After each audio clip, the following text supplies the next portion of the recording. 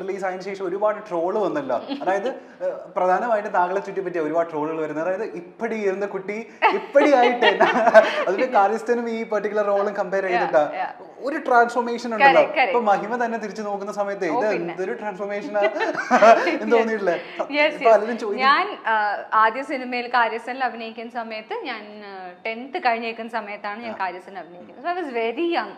എനിക്ക് സിനിമ ബാക്ക്ഗ്രൗണ്ടിൽ ഇങ്ങനെ സിനിമയിൽ ആരും ഇല്ല, അങ്ങനെ ബാക്ക്ഗ്രൗണ്ട് ഒന്നും ഇല്ലാത്തിരിക്കുന്ന സമയത്ത് ഐ വാസ് വെരി ന്യൂ. സിനിമയിൽ അഭിനയിക്കണം എന്നുള്ളൊരു ആഗ്രഹം അല്ലാതെ എനിക്ക് ഒന്നും അറിഞ്ഞൂടാ, ABCD പോലും അറിഞ്ഞൂടാ. that is how it started off. അതിനുശേഷം കാര്യസ്ഥന് ശേഷം ഞാനൊരു തമിഴ് സിനിമ ചെയ്തു. പിന്നെ എന്ത് പറ്റിയെന്ന് വെച്ചാൽ ഞാൻ ചെയ്ത തമിഴിൽ ആദ്യം ചെയ്ത സിനിമ എന്ന് പറയുന്നത് ഒരു പക്ക ഒരു വില്ലേജ് ഗെറ്റപ്പിലൊക്കെ ഉള്ള ഒരു സിനിമയായിരുന്നു. എണ്ണയൊക്കെ തേച്ച് അങ്ങനെയൊക്കെ ഒരു ഗെറ്റപ്പിലുള്ള ഒരു സിനിമയായിരുന്നു. അപ്പൊ അതിനുശേഷം എനിക്ക് തമിഴിൽ വന്ന സിനിമകളും തന്നെ എല്ലാം അതേ ഒരു കൈൻഡ് ഓഫ് സിനിമാസ് ആയിരുന്നു. അതെ, ഒരു വില്ലേജ് ക്യാരക്ടർ തന്നെയായിരുന്നു. എനിക്കൊന്ന് വെരി റീസെന്റ് ആണ്ടിൽ ഒരു 2 years മുൻപ് വരെയുള്ള ഞാൻ ചെയ്ത സിനിമകളെല്ലാം അങ്ങനെയുള്ള സിനിമകളാണ്. അപ്പോൾ സോഷ്യൽ മീഡിയയിലായാലും സോഷ്യൽ മീഡിയ പ്ലാറ്റ്ഫോംസിലായാലും ഒക്കെ വന്ന് എൻ്റെ പിക്ചേഴ്സ് ഒക്കെ അങ്ങനെയുള്ള ഫോട്ടോസ് ആയിരിക്കും.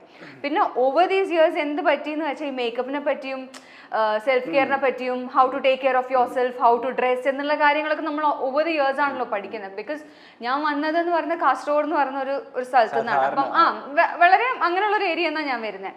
അപ്പം അവിടെ അങ്ങനെ അത്രയും ഫാഷൻ ഫോർവേഡായ ഒരു എന്താ പറയുക, ഒരു ആംബിയൻസോ ഒരു സറൗണ്ടിങ്ങോ അല്ല ഞാൻ വളർന്ന് വന്നത്.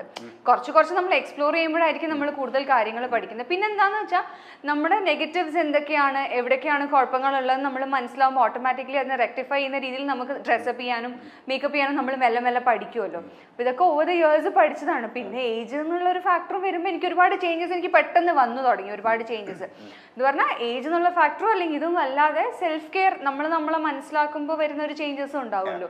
അപ്പൊ അങ്ങനെയാണ് ഇപ്പൊ എനിക്ക് അറിയാം ഏകദേശം ഇന്ന് ഉടുപ്പിട്ട എനിക്ക് കൊള്ളില്ല, ഇന്ന് ഉടുപ്പിട്ട എനിക്ക് കൊള്ളും, ഇങ്ങനെ മേക്കപ്പ് ചെയ്താൽ എനിക്ക് ഭംഗിയാണ്, ഇങ്ങനെ ചെയ്താൽ ഭംഗിയല്ല എന്നുള്ള കാര്യങ്ങളൊക്കെ നമുക്ക് അറിയാമല്ലോ. അങ്ങനെയാണ് ആ transformation. But it was drastic അല്ലേ? ഞാനൊരു ഫോട്ടോ കാണിച്ചു തരട്ടെ. ഇവരുടെ ഞെട്ടിപ്പിക്കുന്ന ഒരു ട്രാൻസ്ഫോർമേഷൻ. ഇപ്പൊ ട്രാൻസ്ഫോർമേഷൻ വീഡിയോസ് ഇടയ്ക്ക് റീലിലൊക്കെ പോവല്ലോ. ഈയിടെയായിട്ട് 2023 ഏറ്റവും കൂടുതൽ ട്രാൻസ്ഫോർമേഷൻ വീഡിയോസ് പോയത് മഹിമയുടെ പേരിലായിരിക്കും. ഈ ഫോട്ടോ കണ്ടിട്ട് എൻ്റെ അടുത്ത് ഒരു ഉണ്ട കുട്ടി എൻ്റെ അടുത്ത് പറഞ്ഞു, ഇത് കാര്യസ്ഥലിൽ എൻ്റെ ഫസ്റ്റ് ഷോട്ട് ഞങ്ങൾ ഷൂട്ട് ചെയ്ത ഫസ്റ്റ് ഷോട്ടായിരുന്നു തോന്നുന്നു. I was very chubby. എനിക്കൊന്ന് കോവിഡ് സമയം വരെ ഞാൻ ശരിക്കും കുറച്ച് ഓവർ വെയിറ്റ് എന്നല്ല, കുറച്ച് ചബി തന്നെ, കുറച്ച് ഹെൽത്തി തന്നെ ആയിരുന്നു കോവിഡ് വരുന്നത് വരെ. കോവിഡിന്റെ സമയത്ത് എന്ത് പറ്റിയെന്ന് വെച്ചാൽ ഈ 2 years എല്ലാവരും, ഞാനല്ല എല്ലാവരും ജോബ്ലെസ് ആയിരുന്നല്ലോ.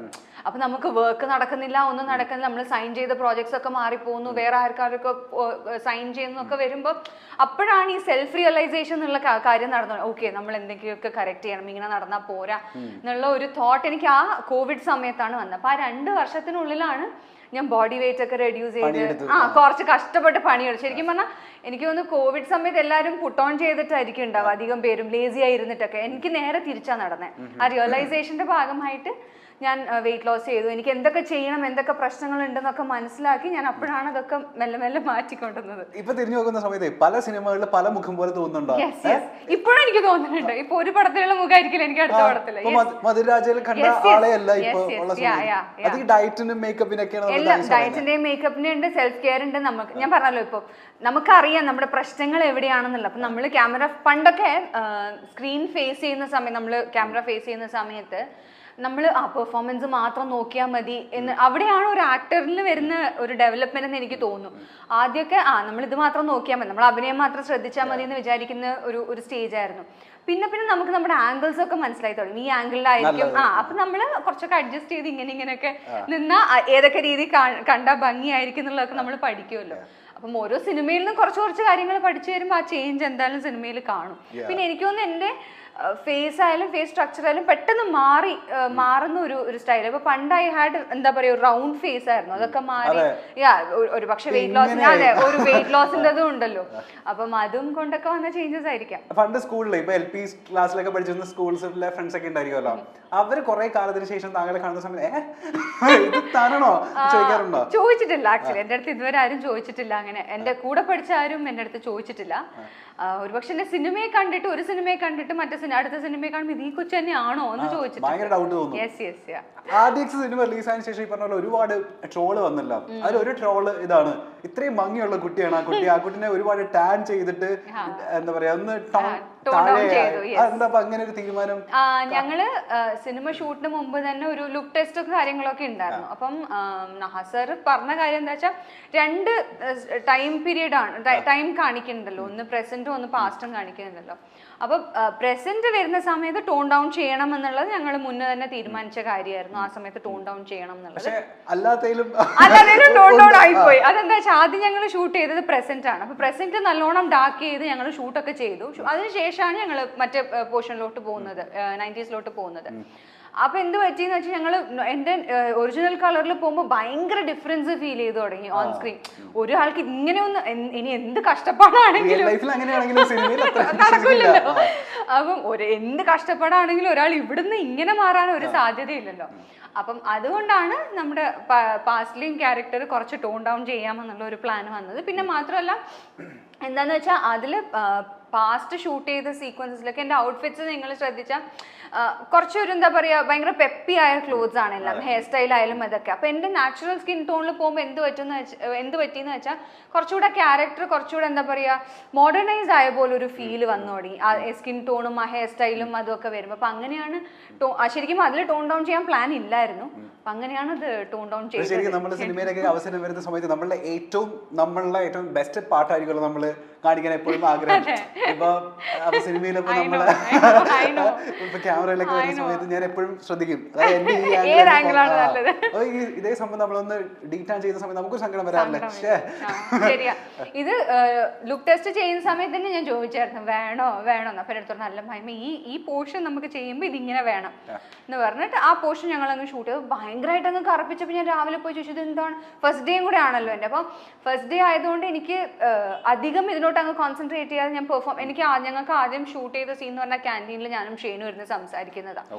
അപ്പം അന്നേരം ഐ വാസ് വെരി നെർവസ്, നന്നായി ചെയ്യണമല്ലോ എന്നുള്ള ഒരു ഇതുള്ളത് കൊണ്ട് അന്നത്തെ ദിവസം ഞാൻ ഒന്നും മിണ്ടില്ല.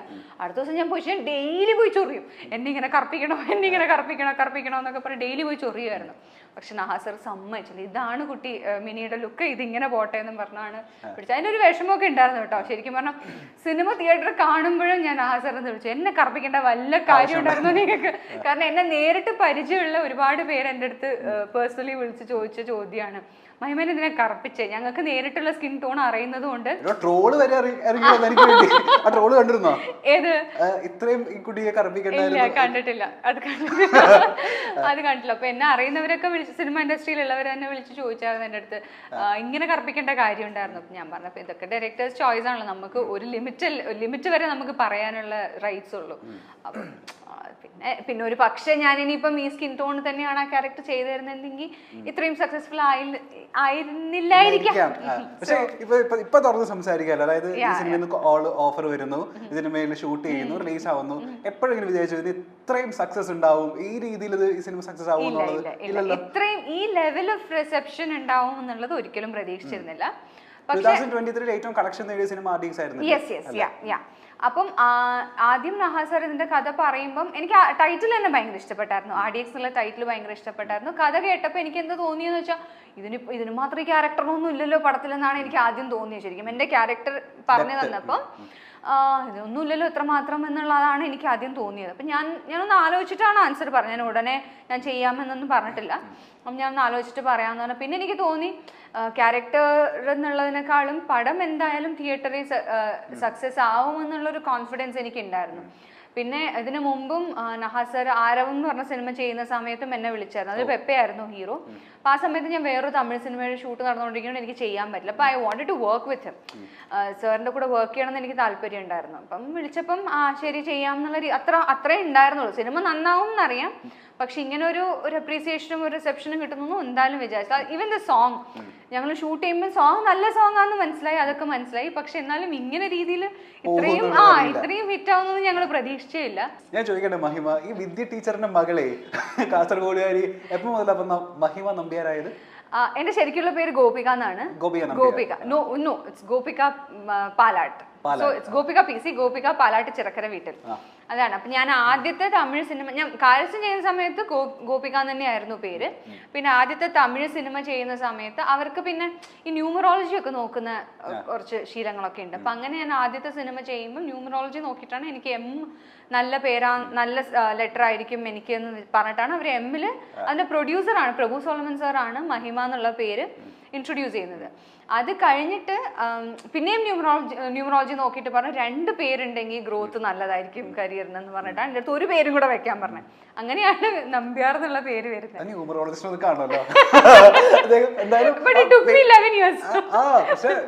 ഗ്രോത്ത് ഉണ്ടായി അല്ലേ ആ പേര് വന്നതിന് ശേഷം ആ സിനിമയിൽ നിന്ന് പിന്നെ വെച്ചിട്ട് കയറ്റായിരുന്നു. പക്ഷെ ഇതിപ്പോ പുറകിലേക്ക് ഒന്ന് തിരിഞ്ഞ് നോക്കുന്ന സമയത്ത് ഭയങ്കര സിനിമാറ്റിക് ആയിട്ട് തോന്നുന്നുണ്ട് ലൈഫ്. കാരണം സിനിമ മാത്രം ലക്ഷ്യം വെച്ച് നടന്നിരുന്ന ഒരു പെൺകുട്ടി ഒരു സുപ്രഭാതത്തിൽ ബേക്കൽ ഫോർട്ടിൽ ചുമ്മാ വെറുതെ പോവുക. അപ്പൊ നടന്നിട്ടുണ്ടല്ലോ സത്യം. അപ്പൊ ഒരു ഡയറക്ടർ വന്ന് നമ്മൾ ഇങ്ങോട്ട് അപ്രോച്ച് ചെയ്യുക. അതിപ്പോ സിനിമ മാത്രം നോക്കി നടന്നിരുന്ന ഒരു കുട്ടിക്ക് ഇപ്പൊ ഒരു ഡ്രീം കം ട്രൂ അല്ലേ? ഓം ശാന്തി ഓമില് ഷാരൂഖ് പറയുന്ന ഡയലോഗ് പോലെ നമ്മള് പറയൂലേ അതിനകത്ത് എത്ര ഒരു കാര്യം ഭയങ്കരമായി ആഗ്രഹിച്ചാൽ എങ്ങനെയെങ്കിലും നടക്കും എന്ന് പറയില്ല. അതുപോലെയാണ് I always wanted to become an actor. എനിക്ക് ചെറുപ്പം തൊട്ടേ ആ ഒരു ആഗ്രഹം ഉണ്ടായിരുന്നു.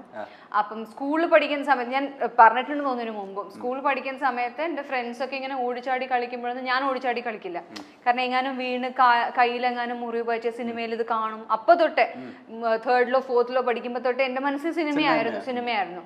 പക്ഷെ അമ്മ ടീച്ചറാണ്, അച്ഛൻ എഞ്ചിനീയറാണ്. അപ്പം എഡ്യൂക്കേറ്റഡ് ഫാമിലി ആയതുകൊണ്ട് എഡ്യൂക്കേഷൻ കമ്പൽസറി ആയിരുന്നു വീട്ടിൽ. അതെന്തായാലും പഠിക്കണം എന്നുള്ള നിർബന്ധമായിരുന്നു. So I had no like എങ്ങനെ പോകണം എന്ത് ചെയ്യണം എന്നൊന്നും അറിയില്ലായിരുന്നു. അപ്പം വളരെ യാദൃശ്ചികമായിട്ടാണ് ഇങ്ങനെ ബേക്കൽ ഫോർട്ടിൽ ഞങ്ങൾ ഫാമിലിയുടെ കൂടെ പോകുന്ന സമയത്ത് ഒരു ഡയറക്ടർ വന്ന് അവിടെ ലൊക്കേഷൻ കാണാൻ വന്നൊരു ഡയറക്ടർ പുള്ളിക്കാരൻ്റെ സിനിമയിലോട്ട് വിളിക്കുന്നത് സിസ്റ്റർ റോൾ ചെയ്യാൻ വേണ്ടിയിട്ടാണ് വിളിക്കുന്നത്. അപ്പോൾ അങ്ങനെ എൻ്റെ 10th എക്സാം കഴിഞ്ഞിട്ട് വരാമെന്ന് ഞാൻ പറയുന്നു. എൻ്റെ 10th എക്സാം കഴിഞ്ഞിട്ട് ഞാൻ പോയപ്പം ഷൂട്ട് സ്റ്റാർട്ട് ചെയ്യുന്ന സമയത്ത് അതിൻ്റെ ക്യാമറാമാൻ സാറാണ് എൻ്റെ അടുത്ത് പറയുന്നത്. ഒരു മലയാളിയായിരുന്നു പുള്ളിക്കാരൻ. It was A Tamil film. Cameraman എൻ്റെ അടുത്ത് പറയുന്നു പിന്നെ സ്റ്റാർട്ട് ചെയ്യാൻ പോലെ ഡെബ്യൂ അല്ലേ, കുറച്ചുകൂടെ നല്ല ക്യാരക്ടറിൽ സ്റ്റാർട്ട് ചെയ്തപ്പോൾ അത് എങ്ങാനും 1 ദിവസം 2 ദിവസം എങ്ങാനുള്ള സീനായിരുന്നു ആ ക്യാരക്ടറിന്. വേറൊരു സിനിമയിൽ സ്റ്റാർട്ട് ചെയ്താൽ പോരെ, നിങ്ങൾക്കൊന്ന് റീകൺസിഡർ ചെയ്തുകൂടെ എന്ന് പുള്ളിക്കാരൻ ചോദിച്ചു. അങ്ങനെയാണ് ഞങ്ങൾ തിരിച്ചു വരുന്നത്. പിന്നെ അവിടുന്ന് എൻ്റെ ഫോട്ടോ കണ്ടിട്ടാണ് കാര്യസ്ഥലിലോട്ട് ആരോ അയച്ചു കൊടുക്കുന്നതും കാര്യസ്ഥലിൽ ഞാൻ വരുന്നതും. കാര്യസ്ഥലിന് എൻ്റെ ഫോട്ടോ ആണ് പിന്നെ തമിഴിൽ സാട്ടെ എന്ന് പറയുന്ന സിനിമയിലേക്ക് അയച്ചു കൊടുക്കുന്നത്. അപ്പം ഇറ്റ് ജസ്റ്റ് ഹാപ്പൻഡ്. ഞാനായിട്ട് പോയിട്ട് ആരെയും എവിടെയും ഓഡിഷൻ കൊടുക്കുകയോ ട്രൈ ചെയ്യേണ്ടോ എനിക്ക് വന്നിട്ടില്ല.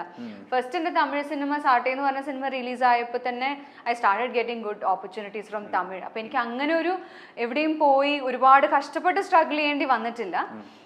നമ്മൾ ആഗ്രഹിച്ച കാര്യം I very badly wanted to become an actor. അപ്പം അത് ദൈവം സഹായിച്ചു. ചിത്രങ്ങളിലൂടെ എത്തി മലയാളി മനസ്സിൽ കയറിക്കൂടിയ താരമാണ് മഹിമ നമ്പ്യാർ.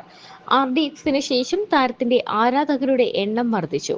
താരത്തിന്റെ കാസർഗോഡ് ഭാഷ കേൾക്കാനും ആരാധകർക്ക് വലിയ ഇഷ്ടമാണ്. ഉണ്ണിമുകുന്ദന്റെ ജയ് ഗണേശ് ആണ് നടിയുടേതായി പിന്നീട് ഏറ്റവും ഒടുവിൽ പുറത്തിറങ്ങിയ ചിത്രം. തന്റെ പേരിനൊപ്പം നമ്പ്യാർ വന്നതിനെ പറ്റി മഹിമ പലപ്പോഴും തുറന്നു പറഞ്ഞിട്ടുണ്ട്. അമ്മ ടീച്ചറായിരുന്നു, അച്ഛൻ മറ്റൊരു പ്രൊഫഷനും. അതുകൊണ്ട് തന്നെ തനിക്ക് ടീച്ചറാകാൻ വലിയ താല്പര്യമില്ലായിരുന്നു. ഡോക്ടർ ആകാനായിരുന്നു തനിക്ക് താല്പര്യം, അല്ലെങ്കിൽ എഞ്ചിനീയർ ആകാൻ. ഗോപിക എന്നായിരുന്നു തന്റെ പേരെന്ന് മുൻപ് പല അവസരങ്ങളിലും നടി തുറന്നു പറഞ്ഞിരുന്നു. എന്നാൽ ഇത് ആദ്യമായിട്ടാണ് താൻ എങ്ങനെ മഹിമ നമ്പ്യാർ ആയി എന്നതിനെ പറ്റി താരം വെളിപ്പെടുത്തിയത്. ഇപ്പോഴും റെക്കോർഡിക്കലി തന്റെ പേര് ഗോപിക PC എന്ന് തന്നെയാണ്. പാലക്കാട്ട് ചിറകര വീട്ടിൽ ഗോപിക. വലിയ പേരാണ്. തന്റെ അടുത്ത് ഉണ്ണിയും പറഞ്ഞു ഭയങ്കര വെയിറ്റുള്ള പേരാണ് മഹിമ നമ്പ്യാർ എന്ന്. കാര്യസ്ഥനായിരുന്നു തന്റെ ആദ്യ പടം. അതിൽ ഗോപിക തന്നെയാണ്. ദിലീപേട്ടന്റെ അനുജത്തിയായിട്ടായിരുന്നു ചിത്രത്തിൽ അഭിനയിച്ചത്. അതിനുശേഷം തമിഴിൽ പ്രഭു സോളമൻ സാറിന്റെ സിനിമയാണ് ചെയ്തത്. ഗോപിക എന്ന പേരിൽ നടിയുണ്ടല്ലോ. ആ സമയത്ത് ഗോപിക ചേച്ചി സജീവമായി വർക്ക് ചെയ്യുകയായിരുന്നു. അതിനാൽ പേര് മാറ്റുകയായിരുന്നു.